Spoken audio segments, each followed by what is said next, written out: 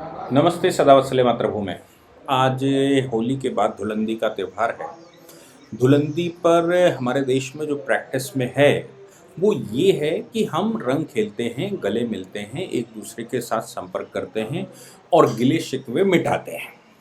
सवाल ये पैदा होता है कि लोगों की क्या दृष्टि है? होली का त्योहार आखिर आज की उसकी प्रासंगिकता क्या है? क्या आज भी उतनी ही रेलिवेंट है होली जितनी कि एंशिएंट टाइम से चली आ रही है? तो देखने की बात यह है कि हमारे यहाँ, मैं इसलिए कह रहा हूँ कि बड़े ध्यान से सुनिएगा, अपने बच्चों को सुनाने की आवश्यकता पड़ती है, अपने परिवार को जानने की आवश्यकता पड़ती है और आज के चैलेंजेस को समझने की आवश्यकता पड़ेगी। सवाल ये है कि दृष्टि सबकी अलग-अलग होती है। वैज्ञानिक इसमें वैज्ञानिकता देखता है, कहता है फसल कट रही होगी और फसल कटने समय जो वैक्यूम बनता है, जो बादल आता है, उसमें एक अग्नि की ज्वाला उभरती है, वो पूरे बादल को उड़ा ले जाती है।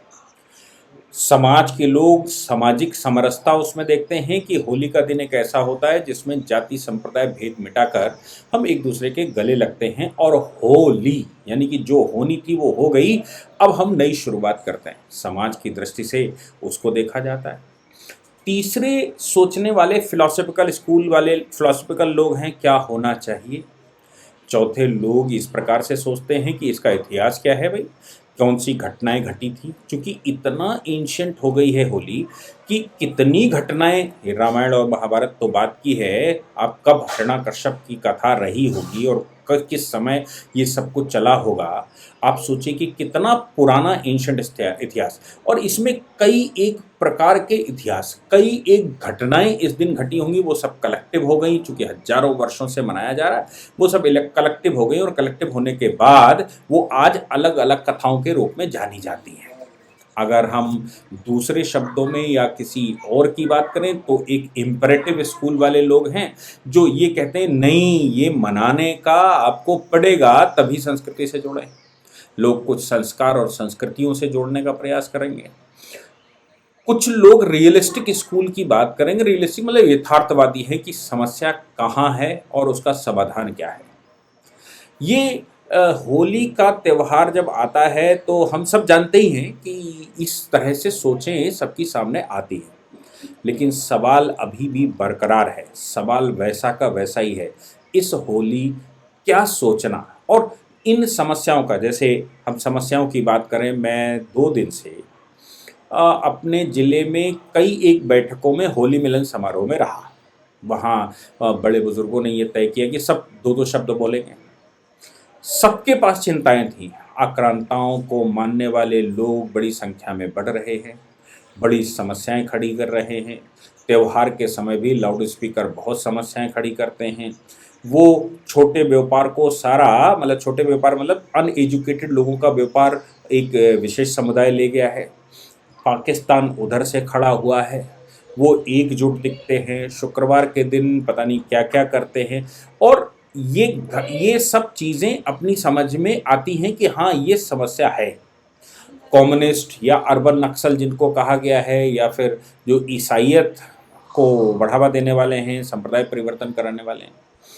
अब इसमें जो सबसे बड़ी मूल समस्या है, बड़े ध्यान से सुनेंगे तो समझ में आएगा, नहीं सुनते तो फिर लोग अपने, जैसे मैंने कहा कि अपने अपने विचार के लोग रहते हैं, कुछ कुछ प्रतियोगितावादी रहेंगे तो कुछ प्रोग्रेसवादी रहेंगे कि धन आ जाए तो सब सॉल्व हो जाएगा, रोजगार आ जाए तो सब सॉल्व हो जाएगा, फला हो जाए तो सब सॉल्व हो जाएगी। इस तरह की बातें लोग करेंगे और आप में से भी कुछ लोग यहीं से क्विट करके वही बातें करेंगे। लेकिन समस्या ये है कि जम्मू कश्मीर में जो हुआ था उस समय भी लोग इसी प्रकार का विचार रखते थे, इसी प्रकार से सोचते थे। और क्या सोचते थे? सोचते थे हम धनाढ्य वर्ग हैं, हमारे पास शक्ति है, हमारे पास धन है, हमारे पास, और ये क्या है, ये कीड़े पकौड़े की तरह घूमने वाले लोग हैं, आदेश दे देंगे तो इनकी हिम्मत नहीं पड़ेगी। जिस दिन उनकी संख्या, जिस दिन आबादी हो गई, उस दिन उन्होंने उन्हीं सबके मकानों पर जिसमें वो काम करते थे उसमें कब्जे कर लिए। उनकी बहू बेटियां जो उन्होंने बचा कर रखी थी, उन बहू बेटियों के ऊपर हमले कर लिए और लोग अपने बच्चों को बचाकर वहां किसी प्रकार से निकल पाए। ये पहली बार की घटना 89-90 की जम्मू कश्मीर की नहीं थी, ये 7वां एक्सोडस था, ये 7वां था। मणिपुर की घटना आप देख ही रहे हैं, मैतेई बनाम अलग। ये घटनाएं पूरे देश में केरला की बात कर लीजिए, असम की बात कर लीजिए, ये सब जगह होती है। और ये होती इसलिए है क्योंकि आबादी बढ़ रही। अब जिनकी आबादी बढ़ेगी वो तो कहीं ना कहीं विस्तार करेगी, आपके मोहल्ले में भी आएगी, आपके घर में भी आएगी, आपके पड़ोस में भी आएगी, आपके अड़ोस पड़ोस भी आएगी। भाई मैं कहता हूं कि आबादी का काट धन है क्या? आबादी का काट बल है क्या? आबादी का काट आपका जॉब है क्या? आबादी का काट क्या आपका एम्प्लॉयमेंट है क्या? आबादी का काट सिर्फ आबादी है। या तो उधर की आबादी रोक दी जाए या फिर इधर की आबादी बढ़ा दी जाए। आबादी रोकने का एक प्रयास इंदिरा गांधी ने के समय पर 1975 में किया गया था, लेकिन उसके परिणाम हमने सब देखे। सिंहासन खाली करो की जनता आती है, इतना बड़ा मूवमेंट खड़ा हो गया था। बहुत सारे और भी कारण थे, मैं केवल एक कारण नहीं बता रहा हूँ, बहुत सारे और भी कारण थे। सुप्रीम कोर्ट के जजमेंट भी हैं कि भाई आप बच्चे पैदा करना फंडामेंटल राइट है, आप किसी के राइट से वंचित नहीं कर सकते। मैं इस कहता हूं कि कुछ लोग कहेंगे कि इकोनॉमी से वंचित कर दीजिए, कुछ लोग कहेंगे प्लेसमेंट जॉब के लिए डिस्क्वालीफाई कर दीजिए, कुछ लोग कहेंगे कि भाई ये फैसिलिटी देना बंद कर दीजिए। ये सब बातें अगर हो भी जाएं, सारी बातें हो जाए, तो जिसके पेट में बच्चा आ गया है क्या उसका ज़बरदस्ती एबॉर्शन करवा देंगे? बच्चा पैदा हो गया है क्या उसकी हत्या करवा देंगे? ये देखिए, आबादी जिसने प्रण ले लिया है वो आबादी पैदा करेगा और उसको तमाम तरह की वो आबादी बढ़ाने के बाद और 20 साल, अगले 20 साल में वो जो उनको करना है वो कर लेगा। तो आबादी का काट सिर्फ आबादी है। 3 तरह से आबादी वो बढ़ाते हैं। एक तो ये है कि वो धर्म परिवर्तन करवाते हैं, दूसरा ये है कि वो बच्चे ज़्यादा पैदा करते हैं, तीसरा ये है कि वो शादी भी समय पर करते हैं अपने बच्चों की। 19-20 साल में शादी कर दी तो 100 साल में 5 पीढ़ियाँ, और एक इस तरफ 30-32 में शादी होती तो 100 साल में 3 पीढ़ियाँ। अगर 2 बच्चे भी करता है तो फिर 100 साल में, मैं कहता हूँ दोनों के ही 2 बच्चे, आपने रिस्ट्रिक्शन लगा दिया तो 100 साल में 5 पीढ़ी वाले के कितने बच्चे होंगे? 5 पीढ़ी वाले के आप ये मान के चलिए कि 10 बच्चे होंगे। और इधर 3 पीढ़ी वालों के कितने बच्चे होंगे? जिनकी 3 पीढ़ियाँ आती हैं, 3 पीढ़ी वालों के 6 बच्चे होंगे। तो ऑटोमेटिकली अगर आबादी पर रिस्ट्रिक्शन भी लगा दिया जाए तो भी, बड़े बुजुर्गों से बात करेंगे तो वो आपको बड़े बुजुर्ग ये कहते मिल जाएंगे पूरे देश में कि भाई जो परमेश्वर ने तय किया वही मिलता है, शादी का लेट करने से एम्प्लॉयमेंट का कोई लेना देना नहीं है। ईश्वर ने जो तय किया होता है वो होता है। इसलिए मानना ये है कि आजकल का पढ़ा लिखा समाज है, उनकी शादी 20-21 में कर दीजिए, और 20-21 साल, मतलब कानूनन 21 साल में होती है तो 21 साल में शादी कर लीजिए तो 100 साल में 5 पीढ़ियाँ होंगी, कम से कम बराबरी आएगी। अब वो बच्चे ज़्यादा पैदा करते हैं तो उसका सोल्यूशन ये है कि 2 की जगह 3 पैदा करना शुरू कर दीजिए, और एक राष्ट्र के नाम सोच कर रखिए, एक बच्चा राष्ट्र के नाम होगा। इसका एक और पहलू ये है कि अगर आपके बच्चे को सुरक्षित देखना है, उसके पास धन है, वैभव है, सब कुछ है, सुरक्षित देखना है, तो भी उसको अपने संरक्षण के लिए 4 लोग चाहिए। जब लोग ही नहीं होंगे तो सिक्योरिटी कहाँ से मिलेगी? जब लोग ही नहीं होंगे तो बंदूक चलाने वाले कहाँ से मिलेंगे? अब आबादी बढ़ रही है तो उसके रिपरकशन भी हो रहे हैं। संवेदनशील क्षेत्र बढ़ेंगे, वो अवैध गतिविधि के क्षेत्र बढ़ेंगे, धर्म परिवर्तन, लव जिहाद के केस बढ़ेंगे। भाई ये तो आबादी बढ़ेगी, ये सब आबादी के साथ जुड़े हुए हैं। अब जो आबादी बढ़ चुकी है, जिसने डेमोग्राफी चेंज कर ली है, उसके लिए क्या सोल्यूशन है? क्या हम इस होली, जिस समय हम आखत डालने गए थे, या जिन लोगों के साथ आज मैंने होली मनाई है, जिन लोगों से मैं मिलन किया हूँ, क्या महीने में एक बार उनके साथ नियमित बैठक हो सकती है? उस बैठक में जितने क्षेत्र में वो होलिका दहन हुआ था, जितने परिवार उस होलिका दहन में आए थे, उन परिवारों के साथ बैठकर क्या भविष्य तय किया जा सकता है? संवेदनशील क्षेत्र समझा जा सकता है? संवेदनशील लोग जो आपके मोहल्ले में आकर रहने लगे उनको समझा जा सकता है? क्या किसी ने प्रेयर स्थल तो नहीं बना लिया? किसी ने कोई मस्जिद तो नहीं बना रहा है? कहीं कोई कब्रगाह तो नहीं बन रही है? कहीं कोई वो तो मजार तो नहीं बन रही है? कहीं कोई चर्च बनाने की कोशिश तो नहीं कर रहा है? कहीं कोई संप्रदाय परिवर्तन के लिए प्रेयर करवाने की कोशिश तो नहीं कर रहा है? ये सब चीज़ें सिर्फ एक काम करने से सॉल्व हो जाएंगी, वो है कि हम महीने में एक बार बैठें। अगर आवश्यकता ज़्यादा है, ज़्यादा संवेदनशील क्षेत्र है तो 15 दिन में बैठें, और ज़्यादा संवेदनशील है तो हफ्ते भर में बैठें, कभी कभी हो सकता है रोज़ भी बैठना पड़ेगा। इस तरह से हमारे सामने समस्याएं आएंगी। समस्याओं को कैटेगराइज करिए, एक पेपर पर लिख लीजिए कि ये समस्या है, उनके समाधान की एक समय निश्चित करिए। उस समय निश्चित करने के साथ उस पर क्या क्या कार्रवाई हुई और क्या क्या करनी है, ये सब कुछ तय करना पड़ेगा। प्रशासन को समझने वाले लोगों की अलग टोलियां बनेंगी। वो प्रशासन को समझने वाले जो लोग हैं, जैसे हमारे यहाँ कुछ रिटायर्ड आईएएस रहे होंगे, कुछ रिटायर्ड आईपीएस होंगे, कुछ दरोगा रिटायर्ड हुए होंगे, कुछ थानेदार रिटायर्ड हुए होंगे, कुछ तहसीलदार रिटायर्ड हुए होंगे, कुछ लेखपाल रिटायर हुए होंगे। सबके साथ क्या ऐसे लोगों को आपके गांव में, चाहे वो दुनिया के किसी कोने में रहते हैं, उनको आग्रह किया जा सकता है कि आइए हमारे क्षेत्र में बैठिए, और नहीं तो ऑनलाइन जुड़ जाइए। हमारे पास ये समस्याएं हैं। आप तो रिटायरमेंट ले चुके हैं, आपने 50 साल, 40 साल, 30 साल, 20 साल फला फला डिपार्टमेंट में नौकरी की है, उस डिपार्टमेंट की गतिविधि को आप अच्छे से पहचानते हैं और वहां आपको काम करवाने में, बात करने में संकोच भी नहीं होता। क्या आप हमारे इन विषयों का नेतृत्व कर सकते हैं? क्या आप हमारे इन विषयों को लेकर हमें गाइड कर सकते हैं? क्या इन विषयों की कैसे तैयारी हो, इन विषयों पर कैसे हमें पेपर तैयार करना है, वो हो सकता है।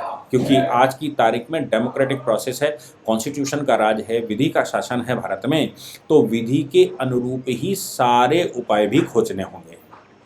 समाज में जो हमारे पढ़े लिखे बच्चे हैं, क्या शाम को सभी 2 घंटे के लिए एक स्थान पर कोई अपना घर दे सकता है? कोई हॉल खाली पड़ा हुआ वो दे सकता है? एक नहीं 4 अलग अलग घरों में हो सकता है क्या? अगर और आवश्यकता पड़ी तो क्या 10 घरों में हो सकता है? जो 12वीं क्लास में पढ़ता है, क्या वो 10वीं क्लास को पढ़ा सकता है? क्या 10वीं क्लास में जो बच्चा पढ़ता है वो 8वीं क्लास को पढ़ा सकता है? क्या 8वीं वाले 6ठी 7वीं को पढ़ा सकता है? ऐसे क्या एक हायरार्की लगाई जा सकती है कि हमारे लोग, हमारे बच्चे शाम को 2 घंटे, 1 घंटा पढ़ेगा और 1 घंटा पढ़ाएगा? कोचिंग नहीं पढ़ेगा, ना ही पढ़ाएगा। कोचिंग नहीं पढ़ेगा का मतलब ये है कि वो कोचिंग पढ़कर, जो कोचिंग का टीचर आता है ना, जनरली पेरेंट्स कोचिंग का टीचर लगा लेते हैं, वो कोचिंग का टीचर कुछ करता नहीं। आप अनुभव करिएगा, वो आएगा, कुछ चीज़ें समझाएगा और बाद में वो आंसर बताता चला जाता है। आंसर बताने से मतलब है स्कूल में जो 4 घंटे से 5 घंटे में पढ़ाई हुई है, वो 1 घंटे में उसका आंसर बता देगा। इससे क्या बच्चा हमारा समृद्ध हुआ? इससे बच्चे को क्या हमारे नॉलेज हुई? इससे बच्चे की जानकारी बढ़ी क्या? इससे बच्चा मानसिक रूप से तैयार हुआ क्या? केवल पेरेंट को आराम जरूर मिल गया कि उसने, कोचिंग वाले टीचर ने, या जो हमने ट्यूशन लगाया था, ट्यूशन वाले ने उसके आंसर बता दिए थे और वो आंसर बच्चे ने अपने होमवर्क की कॉपी में भर लिए थे। स्कूल जाकर उसने होमवर्क चेक करवाया, जिससे टीचर ने दोबारा उसको डांटा पीटा नहीं, घर वालों को खबर नहीं करी कि भाई होमवर्क अप टू डेट है। लेकिन होमवर्क कॉपी पर अप टू डेट होना सफिशिएंट है क्या? क्या उसके मस्तिष्क में वो पूरी बात चढ़ी? क्या उसको वो बात समझ में आती है? क्या वो मेंटली तैयार है? अगर वो मेंटली तैयार नहीं है तो फिर BA, MA, BSc, MSc, engineering की डिग्री लेने के बावजूद वो बेरोजगार इसलिए रहेगा क्योंकि उसने बचपन से पढ़ाई नहीं करी, उसने ट्यूशन टीचर से होमवर्क किया था। क्लास में पढ़ाया, क्लास वर्क वाले ने ऊपर लिख दिया और वहीं उसने सॉल्व करवा दिया। उसने होमवर्क दिया था कि प्रैक्टिस करके आना, प्रैक्टिस खुद का दिमाग लगाने के बजाय ट्यूशन टीचर ने उसकी प्रैक्टिस करवा के उसके प्रॉब्लम्स को सॉल्व करवा दिया था, फिल इन द ब्लैंक्स भरवा दिए थे, आंसर राइटिंग करवा दी थी। लेकिन बच्चे को जो 4 घंटे में पढ़ाया गया है, क्या 1 घंटे में संभव है कि 4 घंटे में समझ में ना आया हो 1 घंटे में समझ में आ जाएगा और 1 घंटे में उसका हो जाएगा? इसका मतलब ये हो गया कि हम जानबूझकर ट्यूशन लगाकर अपने बच्चे को कमजोर करते हैं। क्या ऐसा कम्युनिटी एकल विद्यालय हो सकता है? क्या ऐसा कम्युनिटी का कोई स्थान हो सकता है जिसमें हम रिटायर्ड लोग भी, या जो लोग भी पढ़े लिखे और ज़्यादा हैं, वो 1 घंटा शाम को निकाल सकते हैं या सुबह निकाल सकते हैं और बाकी सीनियर जूनियर को पढ़ा सकता है, जैसा 1822 से पहले की भारत की व्यवस्था थी। 1822 से पहले भारत में हम सब मिलकर बैठते थे, एक गुरुकुल होता था, उस गुरुकुल का एक कुलपति होता था या उसका एक अध्यापक होता था, वो एक गुरु या अध्यापक सभी बच्चों को कैसे पढ़ा लेता था पूरे गांव के, ऐसे ही पढ़ाता था कि वो सबकी प्रॉब्लम फाइनली सॉल्व करेगा और बाकी सीनियर जूनियर को पढ़ाएगा, जूनियर और जूनियर को पढ़ाएगा, सब एक दूसरे को पढ़ाएंगे और सब एक दूसरे से पढ़ेंगे। उसकी एक मैकेनिज्म डेवलप करनी है। उस मैकेनिज्म का परिणाम ये निकलेगा कि बच्चा हमारा पढ़ाने के लिए स्वयं पढ़ेगा और पढ़ाने के उद्देश्य से, चूंकि वो पढ़ेगा इसलिए वो अच्छे से समझेगा। तो हर बच्चा जिसको पढ़ाना पड़ता है वो उसको समझना भी पड़ता है, और वो पढ़ाने के लिए समझेगा तो फिर उसके जहन में, उसके पास उसकी एक कंप्लीट नॉलेज आएगी। केवल कुछ सीनियर लोगों को बैठकर उसको मैनेज करना है और सीनियर लोगों को बैठकर उसकी मैकेनिज्म बनानी है। वहाँ पर कुछ लूज टॉक ना हो, वहाँ सीरियसनेस आ जाए, इसके लिए 4-6 महीने वहाँ प्रयास करने पड़ेंगे। कुछ इंफ्रास्ट्रक्चर भी देना पड़ेगा, कुछ वाइट बोर्ड, ब्लैक बोर्ड देने पड़ेंगे, कुछ बैठने की व्यवस्था करनी पड़ेगी और बिजली और वहाँ मौसम की चिंता करनी पड़ेगी। ये काम अगर हम कर लें तो हमारी ट्यूशन का पैसा बचता है, हमारे बच्चे को कमज़ोर होने से हम रोक सकते हैं, स्कूल का होमवर्क भी अच्छे से करेगा और एक दूसरे को पढ़ा भी लेगा, और ऐसी परिस्थिति में हम उनको आपस में संस्कार भी दे सकते हैं। उन 2 घंटों के बाद 15-20 मिनट का एक भारतीय सभ्यता संस्कृति, हमारे पूर्वजों की बातें करना और उनको उनके घर जाने देना, उनको किस्से कहानी सुनाना और हो सके तो कुछ खेल खिलाना।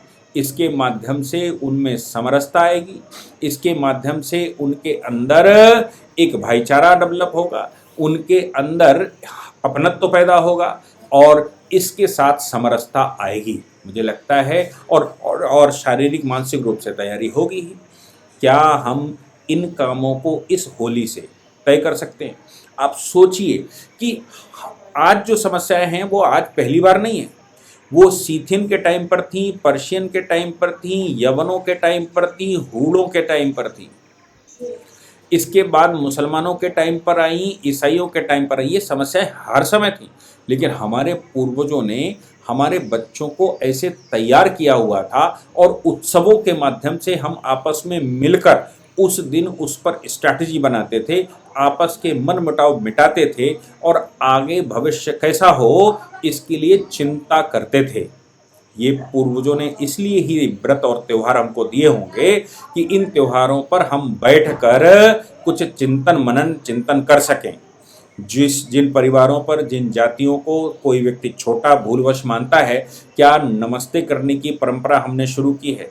पैर छूने की बजाय क्या हम सभी एक दूसरे को नमस्ते करते हैं? पैर केवल अपने उनका जिनके लिए आप सर मुड़वाते हैं, केवल उनका जिनका पिंड आपका मिलता है, लेकिन बाकी सभी समाज से एक दूसरे में क्या नमस्ते करने का प्रावधान हमने शुरू किया है, ताकि यदि कोई ब्राह्मण खड़ा हो और कोई एक शूद्र खड़ा हो और एक व्यक्ति दोनों से मिलने आता है तो उसको संकोच ना हो। अगर वो ब्राह्मण के पैर छूता है तो शूद्र को लगेगा, शूद्र के नहीं छूता तो भी समस्या आ जाएगी। इसलिए क्या वो दोनों से एक समान रूप से नमस्ते कर सकता है?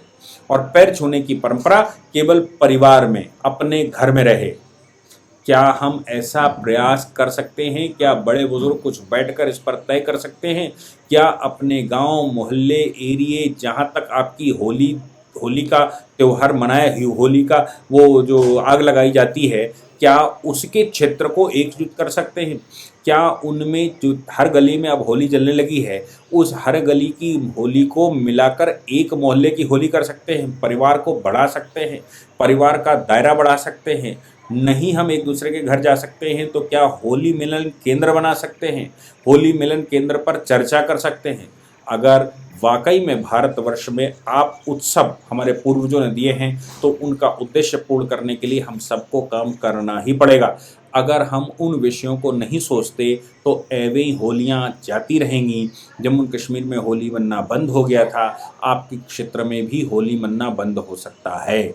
आप त्यौहार मनाने लायक तब होंगे जब आपके पास एक क्षेत्र होगा, एक परिधि होगी, उसके अंदर कुछ लोग होंगे, लोगों की संख्या होगी, संख्या का बल होगा और उस बल के प्रयोग का साधन भी होगा। क्या हम अपने घरों में भगवान के मंदिर में त्रिशूल लगाते हैं? क्या हम अपने घरों में भगवान के मंदिर में डमरू बजाते हैं? क्या हम अपने घरों में चाकू वो खेतों में जो काम करने वाले लोग हैं, वो शहर में ज़रूर बस गए हों, लेकिन क्या वो उन हँसियों की पूजा करते हैं? क्या उन दरांतों की पूजा करते हैं? क्या उन कुल्हाड़ियों की पूजा करते हैं जो पूर्वज चलाते रहे हैं, जिनसे हमारा वंश चलता आया है? क्या उन तलवारों की पूजा करते हैं, जिनको हमारे पूर्वज चलाते आए हैं? उनको श्रद्धापूर्वक क्या हम प्रणाम करते हैं? यदि हम ऐसा नहीं करते हैं, तो इसका मतलब बिल्कुल साफ है कि हम अपने पूर्वजों को याद नहीं कर रहे हैं, हम अपने पूर्वजों को याद करने के योग्य ही नहीं हैं। इन त्योहारों को केवल समय के लिए बनाते हैं, हम इन त्योहारों पर बहुत अच्छा नहीं करना चाहते हैं। जय हिंद, जय भारत, वंदे मातरम।